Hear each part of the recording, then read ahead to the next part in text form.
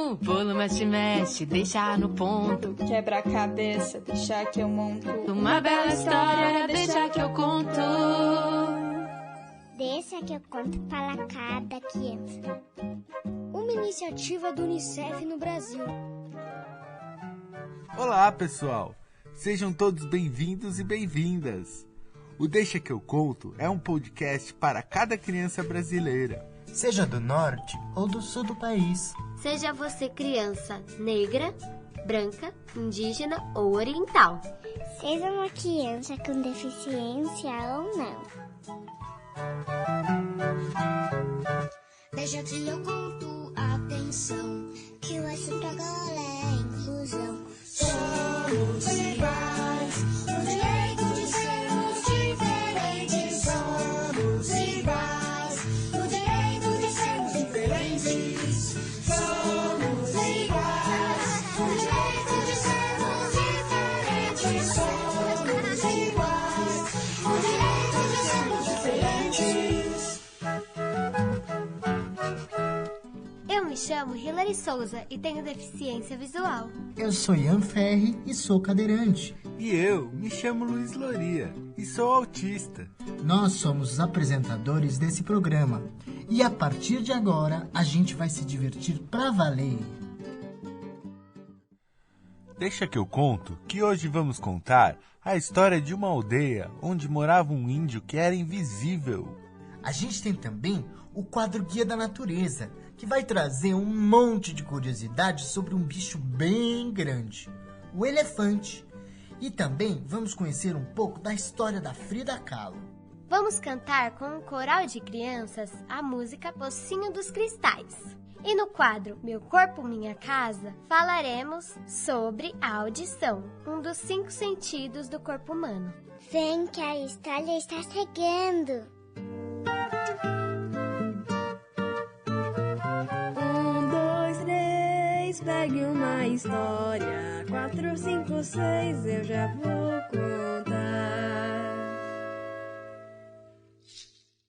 Havia uma vez uma aldeia de índios que ficava bem na beira de um grande lago. Eles eram ótimos pescadores e viviam em harmonia com a natureza. Suas casas ficavam próximas umas das outras, mas somente uma ficava afastada. Era a cabana misteriosa, onde morava um índio invisível. Todo mundo sabia que ele existia, mas ninguém nunca tinha visto. Ele tinha uma irmã que cuidava dele e que era a única pessoa que poderia vê-lo. Dizia a lenda que a moça que conseguisse enxergá-lo se casaria com ele. Por esta razão, muitas índias moças tentaram passar por uma prova que era assim. Ao cair da tarde, quando o índio invisível costumava voltar para casa, a irmã dele acompanhava as moças que se apresentavam como pretendentes. Assim que ele se aproximava, ela perguntava às moças: "Vocês conseguem ver meu irmão?" Sim, era o que elas normalmente respondiam. Então, a irmã costumava perguntar: "De que é feito seu arco?" E as jovens respondiam: "Um galho de bambu", ou "um cipó grosso e resistente". Sabendo que elas não tinham falado a verdade, a irmã dizia: "Muito bem, vamos para a nossa casa." Depois de terem entrado, a irmã avisava para as índias não se sentarem na rede que pertencia ao índio invisível. Então, elas preparavam o peixe na brasa e era nessa hora o grande momento de ver o índio. Elas podiam ter certeza de que ele era uma pessoa real, porque no momento em que ele sentava na rede, ela balançava, mas não podiam ver nada além disso. Bem, naquela aldeia morava também um velho índio viúvo com suas 2 filhas. A mais jovem era magrinha e parecia bastante doente. A mais velha, ao contrário, era bem forte e bastante malvada. Ela não gostava da irmã caçula. Sempre que iam trabalhar fazendo farinha de mandioca, ela a queimava de propósito, deixando o corpo da pequena índia cheio de marcas e de cicatrizes. Quando seu pai voltava para casa e perguntava por que a filha tinha aquelas queimaduras, a irmã malvada dizia logo que ela era atrapalhada e se queimava sozinha no forno de barro. Teve um dia que a irmã mais velha resolveu tentar sua sorte, indo ver o índio invisível. Vestiu seu colar, enfeitou o cabelo, tentando parecer bonita e graciosa. Encontrou a irmã do invisível e fizeram um passeio até a beira do lago. Quando chegou, a irmã perguntou se ela era capaz de vê-lo. Ela respondeu, claro que sim. Em seguida, a irmã do índio perguntou de que era feito sua flecha. Um galho de jatobá. Mas estava mentindo, que nem as outras. No dia seguinte, o pai voltou para casa, trazendo grandes penas de araras vermelhas para fazer cocar e distribuiu para suas filhas. A filha mais nova sabia fazer bonitos cocares e teve que preparar escondido, sem que a irmã mais velha visse.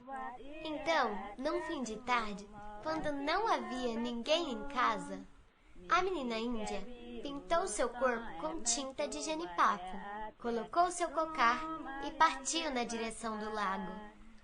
Ela estava confiante. Ela bem que tentou esconder suas cicatrizes e queimaduras, mas não teve jeito. Ao chegar, foi gentilmente recebida pela irmã do índio invisível. Elas caminharam pela beira debaixo de um céu avermelhado. Não demorou muito para o índio invisível aparecer. Você pode vê-lo? Perguntou sua irmã. Eu vejo sim, e ele é maravilhoso, respondeu a pequena índia. E a irmã perguntou, o que ele usa na cabeça? É um cocar com 7 raios do arco-íris. Então você ouviu, disse a irmã. Ela levou a menina para casa e lhe deu um banho. Durante o banho, todas as cicatrizes foram desaparecendo do corpo da garota.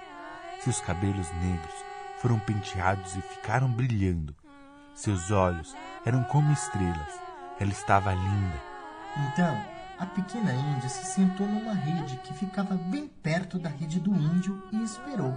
Quando ela entrou, se sentou na rede sorrindo e disse: Fico feliz que você tenha conseguido me enxergar.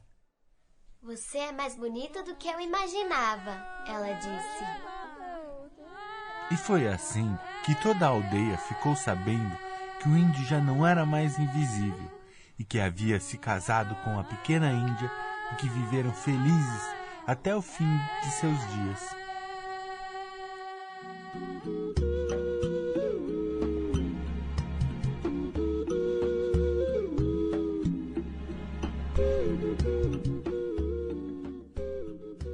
Está começando agora o quadro Meu Corpo, Minha Casa, que vai apresentar para vocês curiosidades bem bacanas sobre o corpo humano. Hoje vamos conhecer o sentido da audição, que é aquele que nos permite ouvir os sons. A audição, junto com a visão, o paladar, o olfato e o tato, são os principais sentidos do nosso corpo. E eles nos ajudam a compreender o mundo, a nos comunicarmos com as pessoas e a conhecer e criar coisas novas. O sentido da audição mora nas nossas orelhas e elas são duas, cada uma do lado da nossa cabeça. Você já experimentou tocar nas suas orelhas? Elas são bem molinhas e gostosas de pegar. Elas têm uma forma de uma concha um pouco funda no meio. E isso é para que elas ajudem o som a entrarem na nossa cabeça. A orelha também pode ser chamada de ouvido.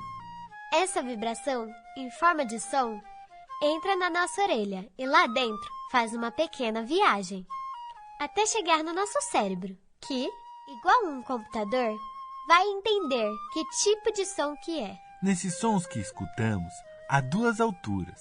Os agudos, que algumas pessoas chamam de som fino, são como o som de um elefante, o canto de alguns passarinhos, um apito. E o som grave, que algumas pessoas chamam de som grosso.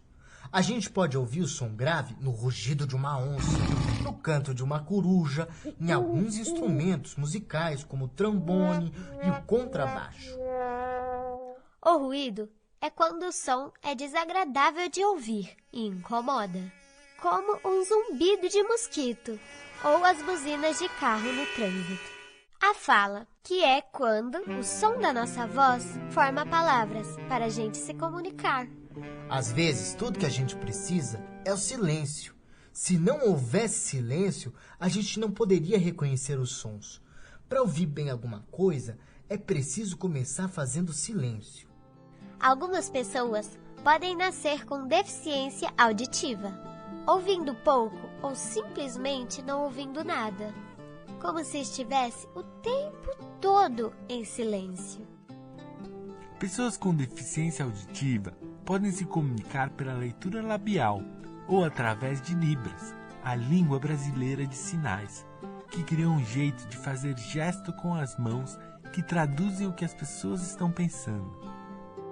Cada vez mais pessoas estão aprendendo as Libras e ajudando as pessoas que não ouvem a se comunicar e a ter uma vida normal. Para transformarmos o mundo, é preciso a escuta.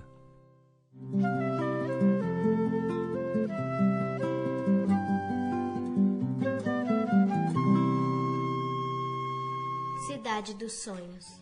Meu nome é Fabrícia, eu sou mãe do Arthur, nós moramos em Santo André, Grande ABC, São Paulo. O Arthur foi diagnosticado dentro do espectro autista aos 9 anos de idade. Hoje ele está com 11. O Arthur é um menino muito inteligente, muito falante, fala muito sobre as questões que são do interesse dele de hiperfoco, é apaixonado por cultura japonesa, mas ele tem dificuldade de fazer amigos e ele sofre com isso um bocado.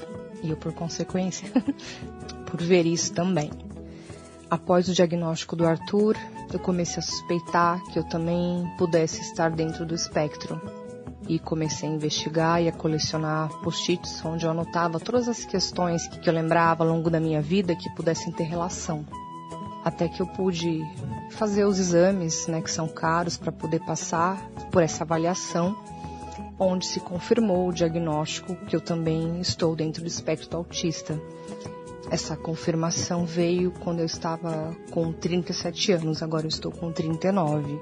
E foi como se um grande quebra-cabeça se encaixasse finalmente na minha vida, de poder olhar para isso e ver que tudo que parecia esquisito na minha vida, de como eu sentia as coisas, de como eu ouvia, de como eu percebia, as minhas dificuldades sociais, de fazer amigos e tantas outras questões, de repente fez sentido e eu fiquei muito emocionada. Eu estou aprendendo a falar sobre isso, às vezes eu ainda me emociono um bocado, porque ainda é novo tudo isso. Sobre a cidade ideal, o Arthur disse que deveria ter bastante fliperama. Para mim, a cidade ideal deveria ser um lugar onde todas as pessoas tivessem acesso a moradia de qualidade e também a uma excelente saúde pública, e que as terapias e os diagnósticos necessários fossem acessíveis para todas as pessoas e que as diferenças fossem respeitadas. Eu acho que é isso. Obrigada. Está começando agora o quadro Superação, feito para a gente conhecer histórias muito bonitas que estão sendo contadas por este Brasil afora. O Superação de hoje vai falar de uma mulher incrível, a pintora Frida Kahlo. Ela nasceu numa linda casa azul, lá no México, há mais de 100 anos, no começo do século XX. Uma época em que meninas e mulheres não podiam fazer coisas, porque sofriam preconceito. Frida era uma criança bem feliz e animada, mas aos 6 anos contraiu uma doença chamada poliomielite que ataca o sistema nervoso do corpo e faz com que os músculos não funcionem direito. Importante lembrar também que a gente já tem vacina para a poliomielite. Vacinas são muito importantes. Frida ficou muito tempo na cama e quando melhorou, tinha uma perna mais fina que a outra e andava mancando. Ela tentava disfarçar, colocando muitas meias, uma sobre a outra, e até um saltinho no seu sapato. Mas as outras crianças a tratavam muito mal e faziam bullying, chamando-a de perna de pau. Frida se tornou uma pessoa solitária, mas ela então resolveu praticar esportes e se tornou até campeã de natação. Ela gostava muito de pintura e desenho, mas ela queria ser médica, então ela passou a estudar muito. Porém, os desafios de Frida não pararam por aí. Quando tinha 18 anos, ela sofreu um grave acidente de ônibus e quase morreu. Depois disso, precisou passar muito tempo na cama e seus pais providenciaram um cavalete especial para ela poder pintar na cama mesmo. Foi então que ela descobriu seu grande talento. Frida gostava de pintar retratos de si mesma, de animais que ela via por perto, além de coisas da cultura mexicana. Seus quadros eram muito coloridos e traziam momentos felizes e tristes de sua vida. Quando ela ficou melhor, procurou um grande pintor da época, chamado Diego Rivera, para ele conhecer seus quadros. Ele se apaixonou pelos quadros e por Frida, e se casaram, viajaram e pintaram muito pelo mundo. Frida era uma mulher muito inteligente e resolveu se envolver na política para tornar o mundo melhor para algumas pessoas. Ela não gostava de ser impedida de fazer as coisas só porque era mulher, ou porque tinha problemas de saúde, ou ainda porque era uma pessoa com deficiência. A história de Frida é tão conhecida que até hoje muitas pessoas do mundo todo visitam a Casa Azul, onde ela nasceu. A casa virou um museu onde se pode ver seus quadros e saber mais sobre sua vida. É uma beleza, esse guia da natureza.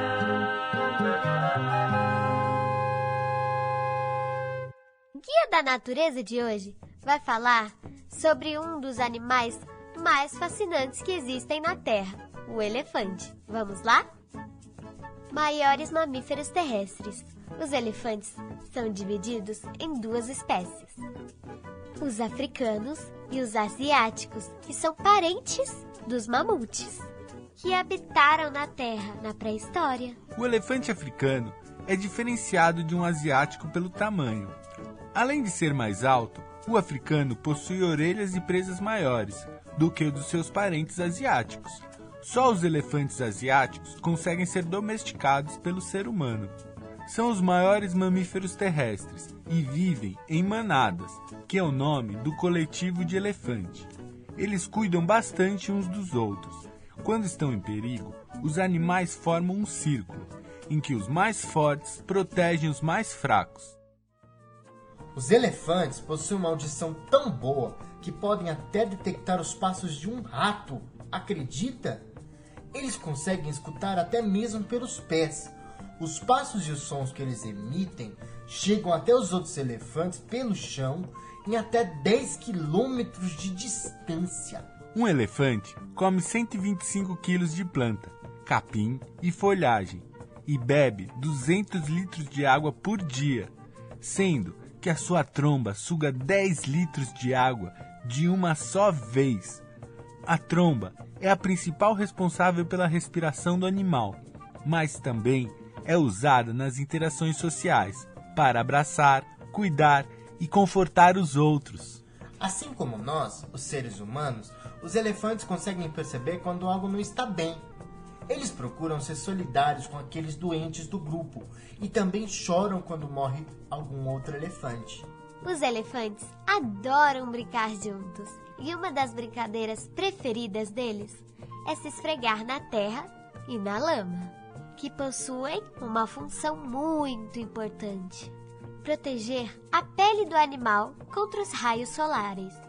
Apesar do tamanho, os elefantes nadam, utilizando as pernas fortes e a boa flutuação para atravessar rios e lagos. Você com certeza já ouviu falar da expressão ter memória de elefante, né? E sim, os elefantes possuem a capacidade de guardar lembrança de outros animais e seres por anos e até por décadas. Essas foram as curiosidades sobre os elefantes.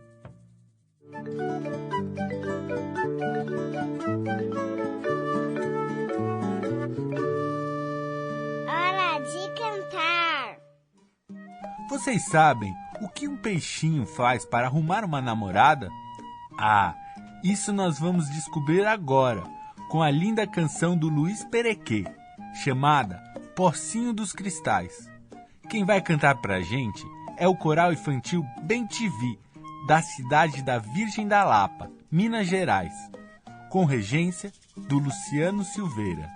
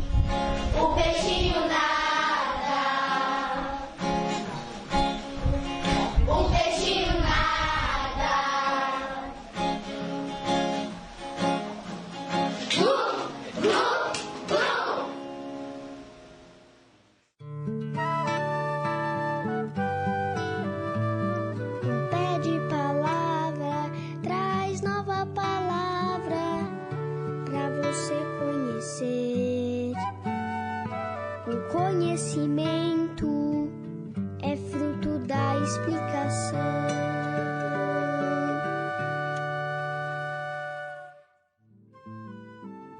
Olá, pessoal! Eu sou o Benjamin e tô aqui para convidar vocês a conhecerem algumas palavras importantes que vai valer a pena conhecer seus significados. Para isso, vamos convidar o professor Dilson Nário. Oi, professor Dilson Nário. Hoje nós queremos saber o que significa a palavra preconceito. Olá, Benjamin. Olá, todo mundo. Deixa que eu conto para cada criança o que significa a palavra preconceito.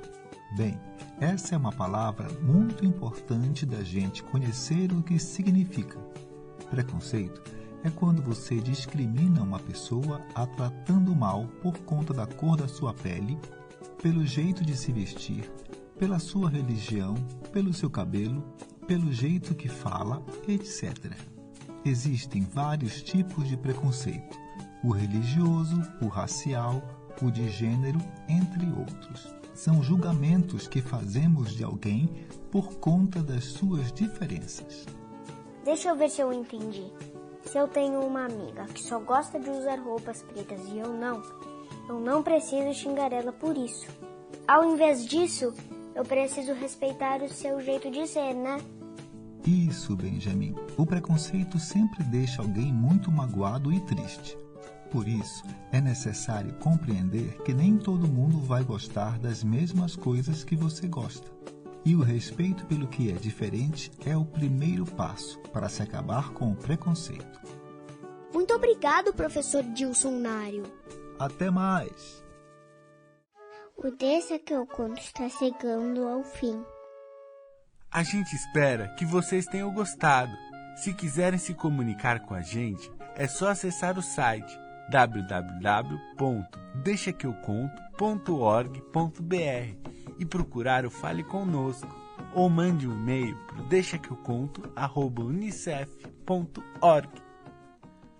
Somos iguais, no direito de sermos diferentes. Somos iguais, no direito de sermos diferentes. Somos iguais, no direito de sermos diferentes. Somos iguais, no direito de sermos diferentes. O Deixa que eu conto para cada criança é uma iniciativa do Unicef no Brasil. Você pode nos encontrar no nosso canal do YouTube, que é youtube.com/Unicef Brasil, e no Spotify. É só procurar Deixa que eu conto para cada criança. Você também pode seguir a gente no Instagram pelo @Unicef Brasil e entrar no nosso site unicef.org.br ou no deixaqueuconto.org.br. Se você é professora, escute com suas crianças e estudantes e acesse o nosso guia de possibilidades pedagógicas. Se quiser, pode nos enviar um e-mail. deixaqueuconto@unicef.org. A iniciativa Deixa que eu conto do Unicef no Brasil está alinhada à Base Nacional Comum Curricular na etapa da educação infantil. Este programa contemplou os direitos de aprendizagem, brincar, expressar e conviver, e os campos de experiências, escuta, fala, pensamento e imaginação, traços, sons, cores e formas, e espaços, tempos, quantidades, relações e transformações. Esse programa contou com a locução de Ian Ferre, Luiz Loria e Hilary Souza, com participação especial de Ramiro Aran e dos irmãos Benjamin e Antônia Guzzo Simão. A história de hoje foi criada por Leandro Medina, livremente inspirada no conto O Índio Invisível, de tradição oral dos índios americanos. Agradecemos a participação de Fabrícia Eliane e do coral Bem TV, músicos participantes Pedro Paulo Salles, Rafael Gomes e Marcelo Monteiro, que assina a produção musical. Criação de conteúdos, vinhetas e edição final Leandro Medina, supervisão Zabelê Medina, produção Andréa Soares e Ilumiar a Ser e Conhecer. Tradução de Libras e videodescrição no YouTube, Companhia Arte Raiz. O bolo mexe, deixa no ponto. Quebra a cabeça, deixa que eu monto. Uma bela história, deixa que eu conto. Deixa que eu conto para cada criança. Uma iniciativa do Unicef no Brasil.